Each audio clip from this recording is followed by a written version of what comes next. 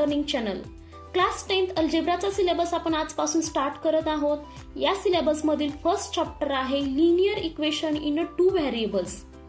Student, हा chapter खूप महत्वाचा आहे. या चॅप्टरचे वेटेज आहे 12 मार्क्स. ओके, हा चॅप्टर तुम्हाला एक्झाम मध्ये 12 मार्क्स साठी विचारला जाणार आहे. सो या चॅप्टर मधील आपण basic concept, practice set, problem set खूप सोप्या पद्धतीने सॉल्व्ह करून घेणार आहोत. त्यामुळे कुणीही हा चॅप्टर स्किप करायचा नाही. चला तर मग वेळ न घालवता आपण सिलेबसला सुरुवात करूयात. चॅप्टर फर्स्ट आहे लिनियर इक्वेशन इन 2 व्हेरिएबल्स. यामधील आपण बेसिक पॉइंट पाहूयात. What is mean by linear equation in 2 variables? Linear equation in 2 variables म्हणजे काय ते आपण पाहूयात. आता त्या अगोदर आपण पाहूयात की इक्वेशन म्हणजे काय. असं इक्वेशन की ज्या इक्वेशन मध्ये इक्वल साइन असेल त्याला आपण म्हणतो इक्वेशन. ओके, आणि ज्या इक्वेशन मध्ये इक्वल साइन नसतं त्याला आपण म्हणतो अल्जेब्रिक एक्सप्रेशन. ओके, आता आपल्या इक्वेशन मध्ये इक्वल साइन आहे त्याला आपण म्हणणार इक्वेशन. आता नेक्स्ट पाहूयात लिनियर. लिनियर म्हणजे काय तर 1 सिंगल. स्पेलिंग मध्येच लाईन आहे म्हणजेच हे इक्वेशन कसं असणार आहे, सिंगल लाईन मध्ये असणार आहे. ओके, 1 म्हणजे काय तर ज्या इक्वेशन मध्ये व्हेरिएबलची डिग्री ही 1 असते त्याला आपण म्हणतो लिनियर. म्हणजे असं इक्वेशन की ज्या इक्वेशनच्या व्हेरिएबलची डिग्री ही 1 असते. डिग्री म्हणजे काय तर त्याचे एक्झाम्पल पाहूयात आपण. इथे पहा, 2x + 5y = 7 हे इक्वेशन आहे. या इक्वेशन मध्ये 2 व्हेरिएबल्स आहेत आणि या व्हेरिएबलची पॉवर काही नाही म्हणजे किती आहे, 1 आहे. जेव्हा एखाद्या इक्वेशनच्या व्हेरिएबलची डिग्री ही 1 असते त्याला आपण म्हणतो लिनियर इक्वेशन. आता नेक्स्ट इक्वेशन आहे 2x² + 3y = 0. हे इक्वेशन आहे. या इक्वेशन मधील व्हेरिएबलची पॉवर ही 2 आहे. मग हे लिनियर इक्वेशन होईल का? नाही, कारण आपल्याला लिनियर इक्वेशन म्हणजे व्हेरिएबलची पॉवर ही काय पाहिजे, 1 पाहिजे, सिंगल पॉवर पाहिजे. म्हणून आपण याला म्हणणार लिनियर इक्वेशन इन 2 व्हेरिएबल्स. आता 2 व्हेरिएबल्स म्हणजे काय हे पहा. या इक्वेशन मध्ये x आणि y हे 2 काय आहेत, व्हेरिएबल्स आहेत. 2x + 7 = 0 हे इक्वेशन आहे. या इक्वेशन मध्ये व्हेरिएबल हा काय आहे, 1 आहे. म्हणून आपण याला काय म्हणतो, लिनियर इक्वेशन इन 1 व्हेरिएबल. पण या इक्वेशन मध्ये 2 व्हेरिएबल आहेत, दोघांची डिग्री सुद्धा किती आहे, 1 आहे. म्हणून याला आपण म्हणणार लिनियर इक्वेशन इन 2 व्हेरिएबल्स. तुम्हाला समजलं असेल की लिनियर इक्वेशन इन 1 व्हेरिएबल म्हणजे काय आणि लिनियर इक्वेशन इन 2 व्हेरिएबल्स म्हणजे काय. आणि ह्या लिनियरचं मीनिंग म्हणजे काय, एखाद्या इक्वेशन मधील जो व्हेरिएबल आहे त्याची डिग्री, त्याची पॉवर ही काय पाहिजे, 1 पाहिजे. त्याला आपण म्हणतो लिनियर इक्वेशन इन 2 व्हेरिएबल्स. त्याची डेफिनेशन पहा, अन इक्वेशन विच कंटेन 2 व्हेरिएबल्स. असं इक्वेशन की ज्याच्यामध्ये 2 व्हेरिएबल्स आहेत and the degree of each terms containing variable is 1.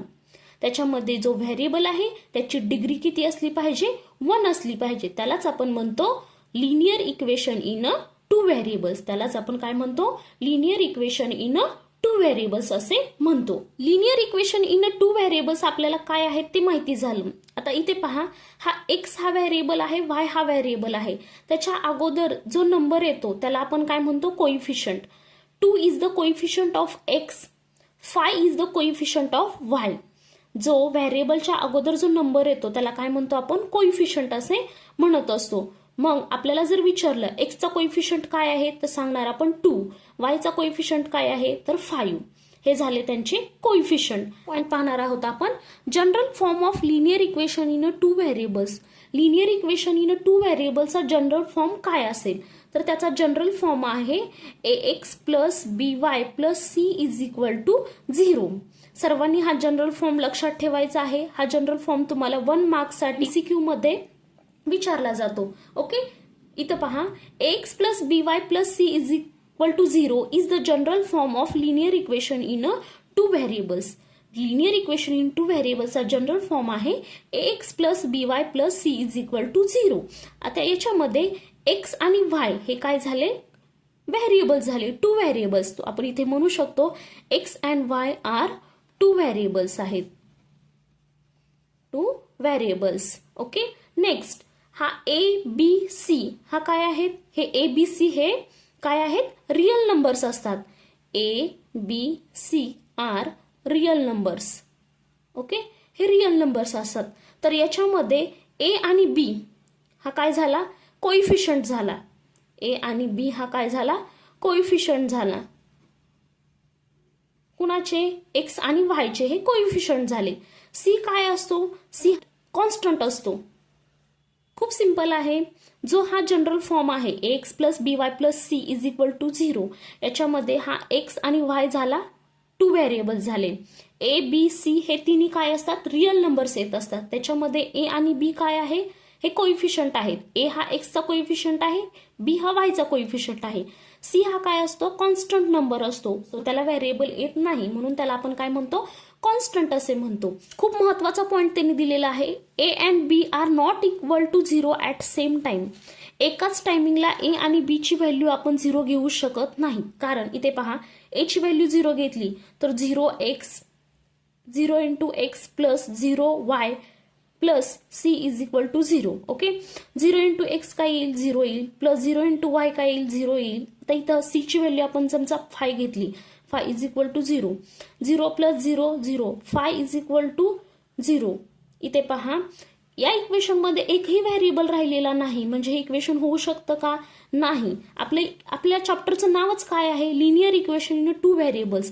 जर इक्वेशनमध्ये व्हेरिएबल्स राहिलेला नाही तर ते इक्वेशन आपलं होऊ शकणार नाही. म्हणून पण ए आणि बी ची व्हॅल्यू ॲट अ टाइम 0 घेऊ शकत नाही. नेक्स्ट पॉइंट आहे सायमल्टेनियस लिनियर इक्वेशन. आता what is mean by simultaneous. Simultaneous म्हणजे टुगेदर, त्यालाच आपण एक साथ, एकत्र म्हणतो.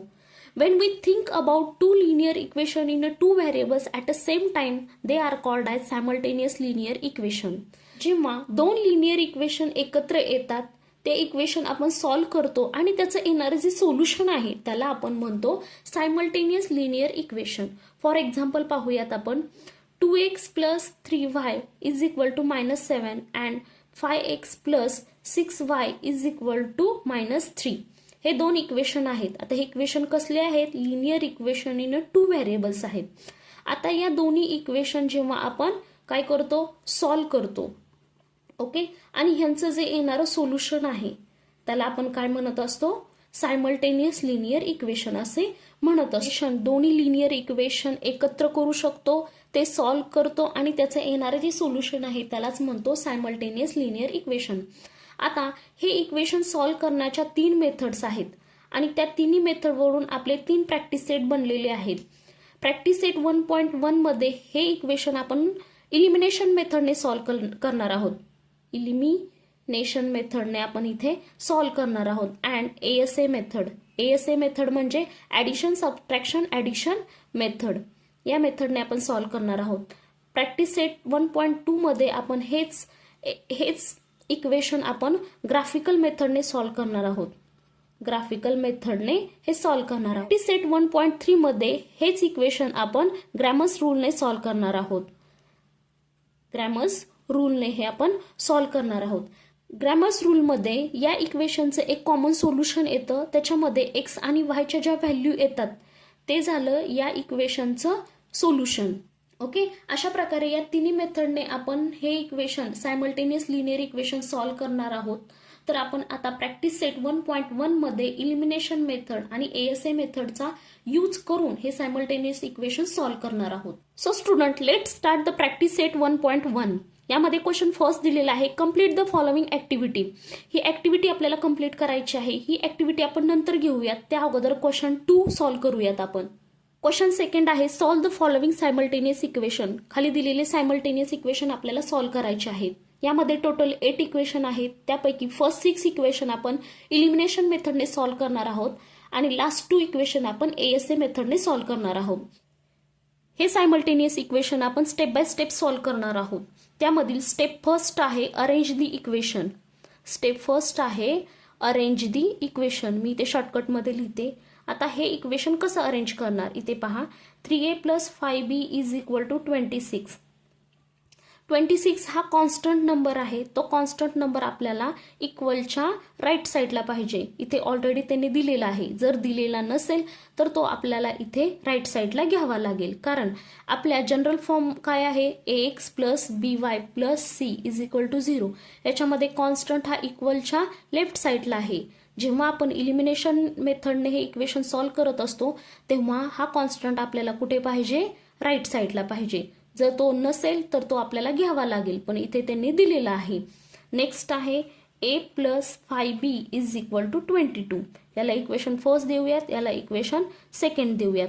आता स्टेप सेकंड आहे. कोणती स्टेप आहे, आता या दोन्ही इक्वेशनमध्ये जे व्हेरिएबल्स आहेत त्यापैकी कोणत्याही एका व्हेरिएबलचा आपल्याला कोइफिशियंट सेम करायचा आहे. इथे पहा, एचा कोइफिशियंट आहे 3, या एचा कोइफिशियंट आहे 1, बीचा कोइफिशियंट आहे 5, या बीचा कोइफिशियंट आहे 5. म्हणजे या इक्वेशनमध्ये बीचे कोइफिशियंट कसे आलेले आहेत, सेम आलेले आहेत. म्हणजे स्टेप सेकंड काय आहे, वन व्हेरिएबल सेम कोइफिशियंट. कोणत्याही एका व्हेरिएबलचा आपल्याला कोइफिशियंट काय करायचं आहे, सेम करायचं आहे. इथे 5चे कोइफिशियंट सेम दिलेले आहेत. जर नसल दिलेले तर आपल्याला ते कोइफिशियंट सेम करावे लागतात. स्टेप थर्ड आहे, जेव्हा आपण यांचे कोइफिशियंट सेम करतो तेव्हा त्यांचं साइन चेक करायचं आहे. म्हणजेच चेक द साइन चेक केलं. जर सेम साइन असेल तर आपण करणार आहोत सबट्रॅक्शन. ओके, आणि डिफरंट साइन असेल तर आपण करणार आहोत ॲडिशन. समजलं? काय केलं आपण, फर्स्ट स्टेपमध्ये हे इक्वेशन अरेंज केलं. यामध्ये जो कॉन्स्टंट आहे तो कॉन्स्टंट इक्वलच्या राईट साईडला घेतला. इक्वेशन अरेंज झालं. सेकंड स्टेप आहे, यामध्ये कोणत्याही एका व्हेरिएबलचा आपल्याला कोइफिशियंट सेम करायचा आहे. एकतर एचा करायचा नाहीतर बीचा करायचा. कोणत्या तरी एका व्हेरिएबलचा कोइफिशियंट आपल्याला सेम करायचा, म्हणजेच वन व्हेरिएबल सेम कोइफिशियंट.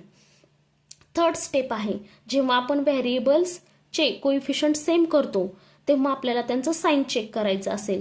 जर सेम साइन असेल तर आपण सबट्रॅक्शन करणार आहोत, आणि जर डिफरंट साइन असेल तर आपण त्यांची ॲडिशन करणार आहोत. इथे सेम साइन आहे म्हणजे आपण इथे काय करणार आहोत, सबट्रॅक्शन करणार आहोत. इथे पहा, मायनस मायनस मायनस. ओके, इथे 26 मधून 22 गेले, किती राहतील, 4 राहतील. Is equal two plus 5b minus 5b एकमेकांना कॅन्सल होतील. यालाच आपण म्हणतो इलिमिनेट. 3a मायनस a म्हणजे किती येईल, 2a येईल. ओके, a इथे ठेवला, 2 इथे मल्टिप्लाय आहे, इकडे गेल्यानंतर डिवाइड होईल. सो 2 1 जा 2, 2 2 जा 4. सो a ची व्हॅल्यू किती आली, 2 आली. आता हीच a ची व्हॅल्यू आपण इक्वेशन फर्स्टमध्ये किंवा इक्वेशन सेकंडमध्ये पुट करणार आहोत. So put a is equal to 2 in equation first. आपलं इक्वेशन फर्स्ट काय आहे, 3a plus 5b is equal to 26 आहे.